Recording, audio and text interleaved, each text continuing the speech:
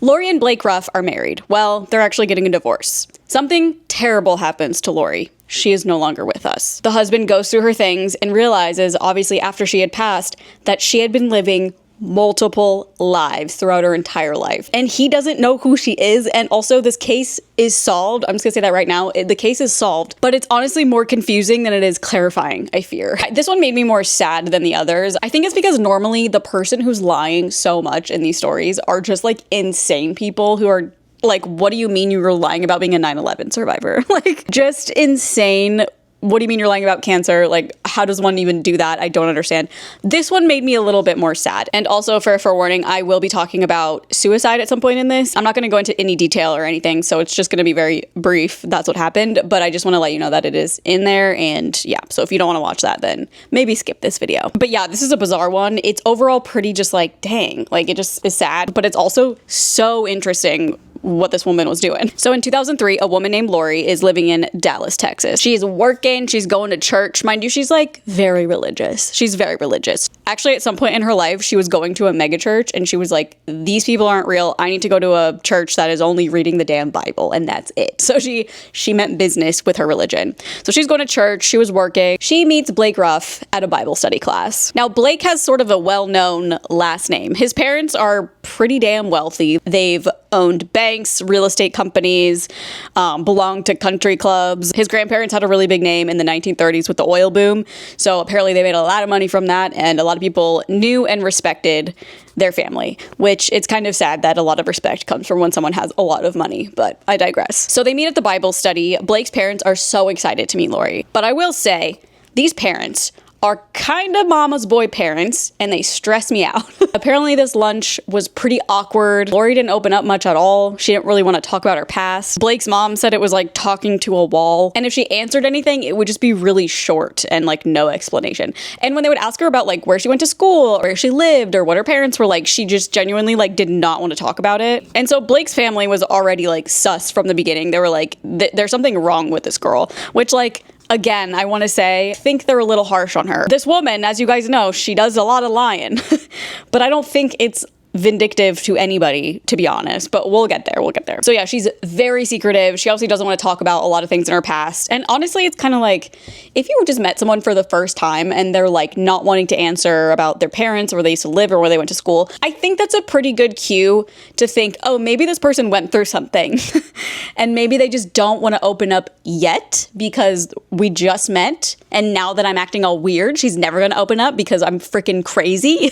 No, I don't want to say his parents are crazy. I think they're just classic parents who are boy parents and are kind of like, I don't know if they would have ever liked him being with any woman, but I don't know them, you know? So who knows? But they just thought she was weird and sus, and they kind of didn't want him to date her, but he was anyway. Blake was very supportive of her. Blake was kind of saying what I would say. Like, he was like, if she doesn't want to talk about her past, like, that's fine. Like, she doesn't have to talk about her past. I just love her for who she is, which is like so sweet, obviously. But Lori had told Blake that she is from Arizona, her parents are dead, no siblings, and she didn't have a good childhood. And also any photos of her childhood are gone. Like, they're destroyed. She doesn't have them anymore. So it's kind of like, all right, if I met someone and that was happening, genuinely, I'd be like, I'm going to let this person warm up to me and maybe they can eventually confide in me if, you know, they want to talk about their past. But I just think it's a little weird to be like, well, this person's weird, which was very much the vibe of Blake's parents, which is so frustrating to me. And people who knew Lori described her as she loved animals. She was attractive, tall, mysterious, but she was pretty quiet. Like, anywhere she would go, she was pretty damn quiet, didn't talk to many people. She had friends, but like not a lot. She's just like me. Just kidding. Their relationship is described as pretty normal, except obviously she just didn't give a lot of information about her past. Like, it was just, she was very secretive, and he, like I said, totally respected it. Only months after dating, they started talking about marriage, which, you know, if they're that into church, they're probably getting married within a year. You know what I mean? Also, that's a joke. Don't come after me. Blake's brother also described Blake as not really having an inner monologue. And at first I was like, that sounds so mean. But I think what he meant by that is he just would always say exactly what he meant. There was never ulterior motives or like hidden agendas, or, you know, when people say things, but they actually mean something else and you can tell. Like, he was just not like that. And he assumed other people weren't like that. So I think that was a reason maybe his parents were like, I don't think he sees it, but like, this is bizarre. We don't know anything about her past or like where she's from or her family or anything. Like, what is she hiding? Blake and Lori end up eloping at a very small church. There was only one person there as a witness, and it was the priest who married them. And Blake's parents were not happy. They were like, dang, I wanted to see my son get married. Blake's mom asked Lori if it was okay if she could at least write in the newspaper a wedding announcement. She was like, I want to be a part of it somehow. Like, can we write something in the newspaper? And that really freaked Lori out. She was like, I really don't want attention. She said, quote, we don't do things like that. I'm not sure if she meant her and Blake or her and her family. Like, she grew up that way. I don't know. Blake and Lori then moved to Leonard, Texas from Longview, which is like, I think a 2-hour, 1.5 to 3 hours total drive or something like that. But it's like a completely different place. When they lived in Longview, there was like 90,000 people populated that city. Now they're in Leonard and there's less than 2,000 people in that town. And it's one of those towns where everyone knows each other kind of vibe, but also if you wanted to lay low, you could. So they bought a house on 2 acres of land. The neighbors say they were kind of strange, like barely saw them. Lori really wouldn't make eye contact with anybody. Neither of them seemed social. Apparently she would go on walks at night, like along the perimeter of their land, and would do that. And I don't know. She would socialize a little bit with some neighbors and some people from church. So she wasn't like completely cutting herself off from everybody. I think she was just, I don't know. At this point, I'm like, this woman seems shy and scared. That's what I'm getting from it. I don't know what you're getting from it. That's what I'm getting from it. Diana, who is Lori's friend from church, said Lori is very fun and outgoing. And Lori was the first person to make Diane feel welcome there. Interesting, though, is she told Diana a different story about her parents. She said that her parents were actually divorced and her dad turned atheist and into a womanizer. So who knows? Lori becomes a mystery shopper. And if you don't know what that is, oh my gosh, my mom actually did this when I was very young and it's such a funny job. It's also so bizarre. So if you don't know what mystery shopping is, it's a company hires you. Let's say Walgreens hires me to mystery shop at Walgreens. And my job is to go to Walgreens and I have to report on the cleanliness, the customer service. You have to report this stuff to whoever paid you. I remember my mom it's like such a Karen job. Like, it feels like so Karen. Like, what do you mean you're getting paid to walk into somewhere and be like, this is dirty? I remember my mom, she did a mystery shopping at like Krispy Kreme, which was so funny because my mom and my half brother and I went to Krispy Kreme because she had a mystery shopping, whatever there. And we could not stop laughing because we were like, we feel like weird tourists in Omaha, Nebraska, just taking photos inside of this Krispy Kreme and taking photos of all the donuts. I mean, it was bizarre. I worked at Target for a really long time and there was a cashier there that got fired because a mystery shopper came through, and it was so frustrating because this person was clearly like not elderly, but like 60. They were obviously in their 60s or above, and the cashier just didn't ask for ID when they were buying alcohol and they got fired, which is so crazy to me because I'm like, okay, if this is a real situation, this wouldn't have been a bad exchange. I think it's to teach them how they have to check ID no matter who it is, but it sounds so stupid. If someone comes up and they've got age spots and wrinkles, I think it's okay to give them some alcohol. And I guess she was always on her computer, and Blake's parents thought this was weird, of course, but I think that's pretty normal. If your job is mystery shopping, it's primarily on the computer. So I think that's pretty normal. Also, if she is like secluding herself and is, didn't have a great life and she's just afraid to be around people and open up, maybe she feels safer just being on the computer. I don't know. Lori wanted a baby very badly. They had a lot of trouble conceiving, and Lori actually had a couple miscarriages, and so crazy and sad. But it was like a reason for Blake's parents to be like, maybe she's lying about her age. Because at this time she was 34, 35, and they were like, well, maybe she's older than that. Maybe she can't have a baby because she's actually older and she's been lying, which is rude. Imagine wanting a baby so bad and you are 34, 35, and you keep having miscarriages, and your significant other's parents are saying it's probably your fault for being too old.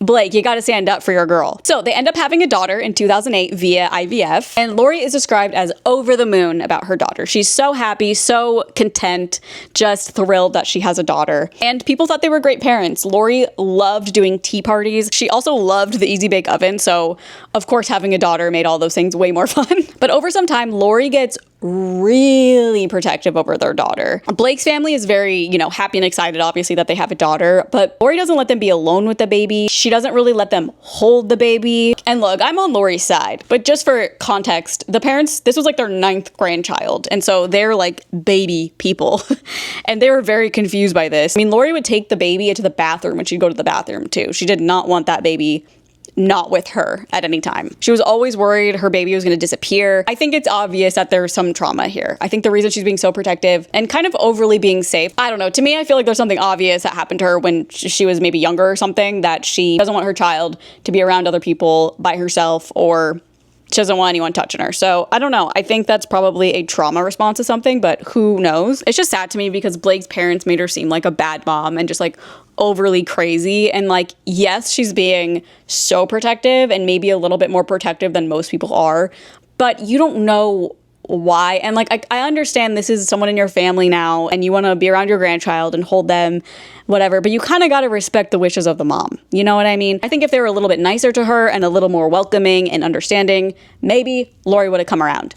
Anyways, she also just didn't ever really want to socialize. Like if they did big family things, she would always be napping. So Lori wasn't really trying to like talk to his family much or, be close with them. But it was kind of interesting because she would do hours and hours of genealogy on Blake's family, like on her computer and stuff, and find old family recipes, but she wouldn't really communicate with them. But the Lori and parents thing was really weighing on the couple because to her, she was very frustrated by his parents. To his parents, they were really frustrated by her. It drove a wedge into them. And eventually around March 2010, Blake moves out of the house and files for divorce. They do marriage therapy for a little bit. I believe it's with like a neighbor who's a pastor or something. He eventually just becomes like her therapist, but they were doing marriage counseling for a hot minute. And it was very odd because Blake's twin brother, actually, let me rewind. Blake's twin brother also met his wife at a Bible study, which, isn't that crazy, I guess, if you're a church-going fella. But also during marriage counseling, Blake's twin brother would speak for Blake. Like, Blake wouldn't really talk. His brother would talk for him, which...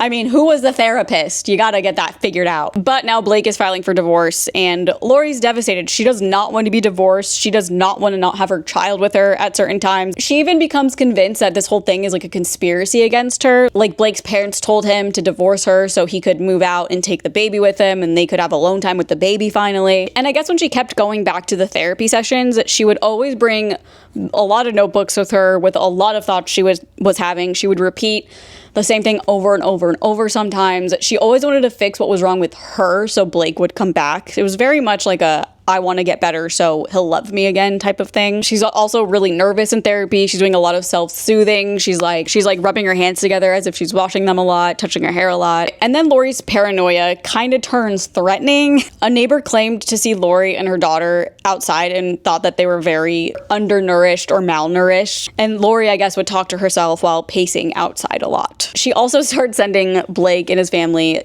emails, kind of just like harassing emails, and they think she stole a pair of house keys. They had a pair of house keys that went missing, and then one day they heard the back gate open and they kind of freaked out. No idea if that was her, but they were like waiting for something to happen at this point. She would also make the custody exchange just very dramatic, yelling, crying. It was so bad that the family had to file a cease and desist because they were afraid, like I said, she was gonna come for them. I don't know. So days before Christmas, Lori was complaining to a neighbor how she cannot believe she's gonna be alone on Christmas because their daughter would be with Blake and his family. Apparently his family was like, she'll have a better Christmas here because we're a big family. And who does she have over there? Just her mom. No, I don't know how they said it. In my head, they said it that way, but I don't know. So obviously this woman is so sad and she's like, oh great, I'm gonna be alone on Christmas. Lori's going through it. She's like, I can't believe it. She drives an hour and a half to their house. She opens the door. She just barges in while they're eating dinner and she's demanding that Blake and her daughter come home with her. She's like, this cannot keep happening. Like, I don't want to not be married. Come home, come home, come home. And unfortunately, Lori had to be physically removed from the house. The next day is Christmas Eve and she drives over there again to Blake's parents' house where he is living right now. She parks in the driveway and doesn't even take her seatbelt off, and this is when the suicide happens. It is a self-inflicted gunshot wound is what I will say. And interesting, no one heard it, I don't think. Blake's dad opened the garage to get the newspaper and he just saw her car there and they were already so freaked out that she was gonna come like do something. They were like, oh my God, her car's here. So they called the police and the police came and then confirmed and knocked on their door and said that she was gone. And when the officer told them at the door, the parents just seemed like angry. At first, when I read that they were angry, I was like, are you kidding me? But then at the same time, it's like, somebody did do that in your driveway, which is very unfair in my opinion. And having a weapon that close to your home and like a baby, I don't know. I just think I understand why they were angry, but I think it's kind of bizarre. There was no hint of empathy or sympathy or anything. It was just like, oh, great. Lori had 2 notes in the car. One was addressed to Blake and one was addressed to their daughter. And the daughter's one was to be opened on her 18th birthday. The full letters have never been fully released, but we do know in the letter to Blake, she is very like, she just talks about how she always wanted to grow old with him. Everything she feared about his family, they kind of did. She was just saying how much she loved him and how much she never wanted a divorce. She didn't want to be divorced. She wanted her daughter to see divorced parents. Just saying she loved him so much and can't believe like this is how it's ending, I guess. So Blake's parents were being weird about it, but Blake was devastated. And obviously he cares about her. I don't think there was any sense of like, I don't care about you. I think he was genuinely just like scared she was gonna break in or something. I don't know. Also in the note to Blake, she had written that she only wanted him to go and like clean out her house because obviously that needs to be done and she knew that. She was like, I do not want anybody else in the house. You have to do it. Please respect that. So after her funeral, the family goes to her house. Honestly, Blake doesn't even want to go in the house because he's so distraught, which I get. But the family seemed like they just wanted to get it over with and they wanted to see what she was hiding. They're like, we're going to find something in here that's going to give us some type of answer of like who this woman was. Apparently they didn't want Lori's daughter to grow up and be blindsided by who her mom really was, even though they have no idea who she was. And they wanted to get ahead of it. So here they are, disrespecting her one last wish. Apparently the house was super messy and dirty. There were like dirty dishes everywhere, laundry, stacks of trash. Pretty normal, I guess, for someone who's like going through it and depressed or having like some sort of response mentally. That's like one of the first things people do, I think, when they're really going through something is to stop cleaning up after themselves and not want to get out of bed and not want to take a shower and do all that. So easy to say like, oh my God, our house is gross and disgusting. What kind of an adult is this? But it's like, well, she was obviously going through it. So Blake's brother did something super crazy. Not really. But I will say Lori had always had a lockbox and she told Blake, never ever open this lockbox. Like that's the only thing I never want you to do. Never open it. Honestly, man is an angel. If someone told me that, I'd want to open it immediately because I'd be like, what do you mean? And honestly, not even in a way to like catch them. I would just be way too curious. I'd be like, I gotta know. I won't say anything, but I gotta know. So Blake's brother opens the lockbox, like breaks it open with a screwdriver. Then they find some information. They found a bunch of different IDs. They found a judge ruling to change her name to Erica Kennedy, which is what he met her as. She had a birth certificate of someone named Becky Sue Turner in there and a paper with scribbles that were not readable. Well, to her, I will say, because I have a lot of scrabbles everywhere and I can read it perfectly and I don't think anyone else can.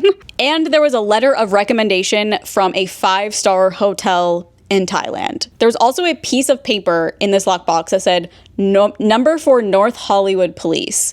And then it said 402 months and the name of a lawyer named Ben Perkins. So right away they're like, is she avoiding prison time? Like writing 402 months instead of 30 years or whatever that is really weird. Why do you have the police station phone number, 402 months, and the number to a lawyer? Like clearly something's going on. Obviously they get to that later. They try to figure out what happened and she has no fingerprints in the system at all, which if she had been convicted of something and received a 402-month sentence, like that's a big sentence. She would have been detained immediately. Ben Perkins turns out to be a lawyer, but he is a black lawyer in Los Angeles who caters only to minority clients. He has never taken on a white client in his entire career, and he doesn't recognize Lori. He doesn't know her face, her name, and he has no idea why his name and phone number is written there. So that's checked off. No idea who this guy is either. She has another thing written down. It says V's Eyes, and it's a phone number to a photography studio in Hollywood. Okay, so let's rewind. We're gonna go back to 1988 and start from when Lori first started doing this, okay? So May 20th, 1988, a woman who now we know as Lori obtains a copy of Becky Sue Turner's birth certificate. Okay, this Becky Sue Turner born and died in 2 different states, which is ideal for this kind of identity theft, and we'll get to that later. But Becky Sue Turner, unfortunately, was a 2-year-old who died in a house fire with 2 of her siblings in 1971. And remember, at this time, you don't get a social security number really until you start working. Getting someone's birth certificate at such a young age who doesn't have a social security number yet is a very good way to start rigging the system. June 16th of the same year, Lori, or Becky Sue Turner, goes to an Idaho DMV and gets an ID with the birth certificate of Becky Sue Turner. On July 12th, she goes before a judge in Dallas to legally change her name. She applies for Social Security with this name. She receives it. She gets a Texas driver's license. She's about 19 years old, 19, 20. So now that she has a driver's license, a social security number, she can now get a US passport. And now her name is Laura Erica Kennedy. So Becky Sue Turner, Lori Erica Kennedy. In 1997, Lori graduates the University of Texas Arlington with a business degree, and apparently she lived in California, Idaho, Las Vegas for periods of time under this Kennedy name before she moved to Bedford, Texas in 2001. So in 2011, the Ruffs, who's Blake and his parents, they got congressional aid to hire a Social Security investigator who specializes in solving identity theft cases. This man's name was Joe Velling, and he's the person that found all that information out that I just gave you. So he went through this box and put that story together, but he really couldn't find anything about her before 1988. He's like, that's like really where I cannot even get past. He says, I can't find anything before that because she's very good.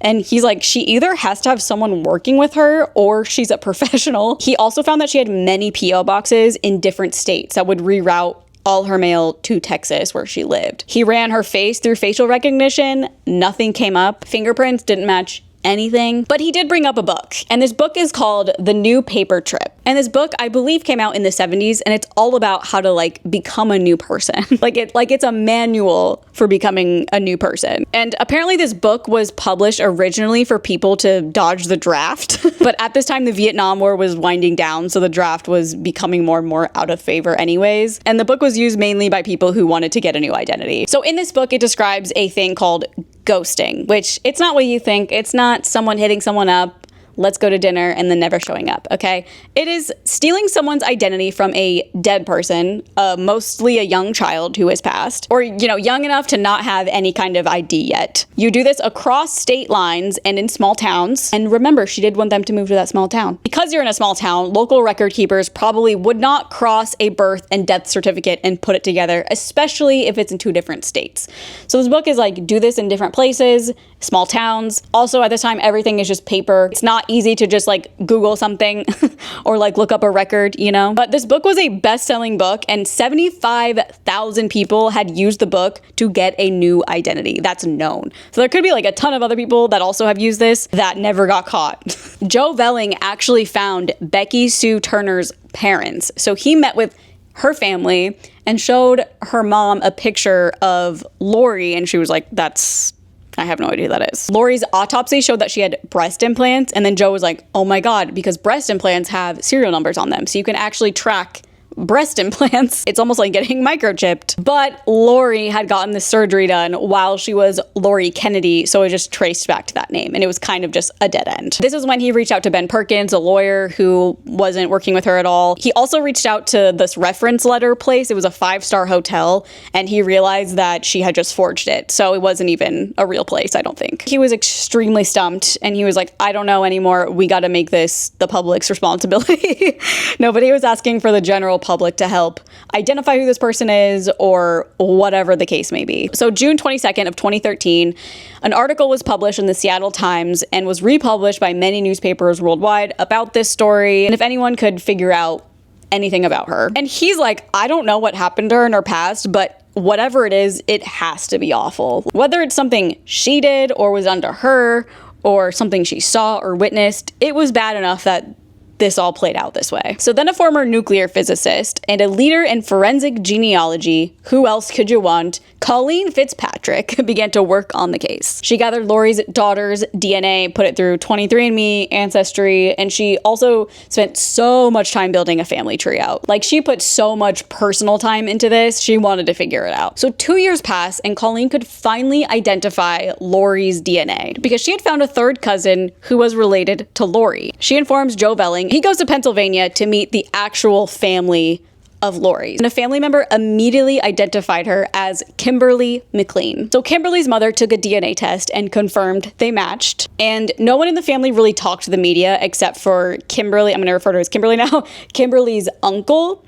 And he described their family as very happy, very normal. Mom stayed at home. Dad was in construction. He was a volunteer firefighter. There was Kimberly and her older sister. They had a happy childhood. They went on vacations all the time. They'd go on day trips. They'd have family dinners every night. Their dad built them a giant playhouse by hand in the backyard. But a woman named Teresa, who knew Kimberly since 3rd grade, felt like the house was pretty cold and unwelcoming. She was like, I did not feel comfortable in that damn house. She also said Kimberly was kind of different. It would make her feel uncomfortable, and she could never leave her guard down there. Like, she was just kind of spooked. One of Kimberly's mother's friends said that Kimberly always seemed to be alone by choice. She didn't want to be around anybody she didn't feel safe with as a kid. She also said the mom and dad had a dysfunctional relationship. The dad was an alcoholic and he would come home drunk all the time. Apparently, Kimberly's mother went to a pastor and told them all about this, and the pastor told her to save money and get out. And she did with her kids. They moved, but Kimberly had a really hard time adjusting to new things, a new school, new house, new neighborhood, etc. And then we hear from Heather. She went to high school with Kimberly.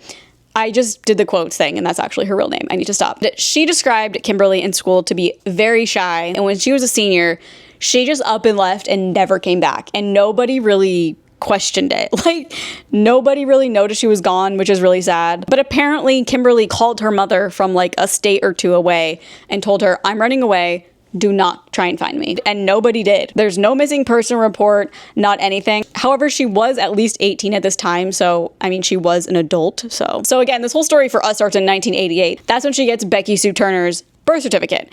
But she had actually left in 1986. And 1 year later, apparently her dad had passed and left $84,000 to each daughter. I wonder what $84,000 is equivalent to in the 80s. Let's see. It has the same purchasing power as about $340,000. That is crazy. Okay, so her dad passes away a year after she leaves, and she is reached out to by, you know, the family lawyers or whatever to be like, your father left you this money, just letting you know it's yours.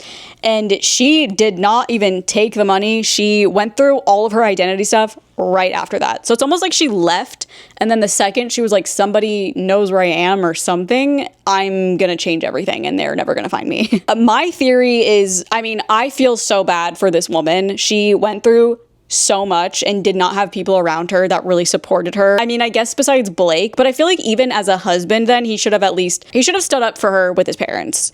I think when his parents were complaining about her to him, he should have just put his foot down, or at least put up a boundary. Like, I don't want to talk crap about my own wife. You know what I mean? Now, I don't want to say nothing is wrong with Kimberly, because obviously, you know, she was up to something, but we don't know why. My theory is that her father did something to her when she was young, and maybe her mom just didn't care, or maybe she blamed her, but she was obviously very resentful, it seems like, towards her parents. So I could only assume, given we know how she was with her own daughter and how she acted as soon as other people started coming around. I mean, we already know the dad was an alcoholic, so I'm just gonna say that's what I think happened. Sad story. This one's like a little different than what I normally do. I feel like it's a lot more serious. But I mean, they're all serious because they have to do with like a very serious topic, whether it's cancer or lying about being kidnapped or this. It's all serious, but this one's just like, oh man, that poor woman, honestly. I think this is the first story I've done where I'm not blaming the liar. Like, I don't even care that she lied. Like, girlie obviously had trauma, had something that she did not want to talk about from her past. So I can only imagine. And you know, I just wish Blake's parents were a little bit more empathetic to someone who they don't know very well yet, who's scared to talk about their past. Leave a comment if you want me to cover any other big liar stories, big fat liar for my untrue crime. But yeah, subscribe and I'll see you next time I post. Bye guys.